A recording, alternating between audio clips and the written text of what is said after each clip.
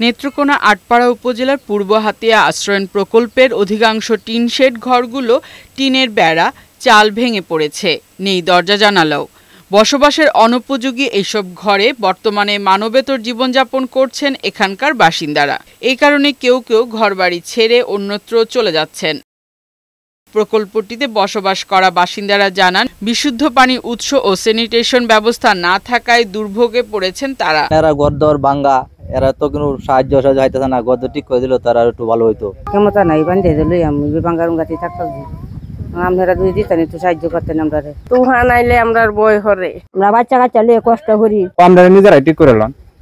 ঠিক করে দিব কে? সংস্কারের জন্য মন্ত্রণালয়ে প্রতিবেদন পাঠানো হয়েছে বলে জানান এই কর্মকর্তা। মিনিস্ট্রিতে পাঠানো হয়েছে জরাজীর্ণ বেড়া খালগুলো পুনর্নির্মাণ করার জন্য বা সংস্কারের জন্য। মিনিস্ট্রি থেকে ধরেন যদি আমাদেরকে বরাদ্দ দেয় তাহলে তো আমরা এখানে এগুলা অ্যাটলিস্ট সংস্কার হইতে পারতাম। আমরা কিন্তু পরে বলছি যে পুনর্নির্মাণ না সম্ভব হলেও অ্যাটলিস্ট সংস্কারের টাকাটা দিই। ফারহানা শিমু, বৈশাখী সংবাদ।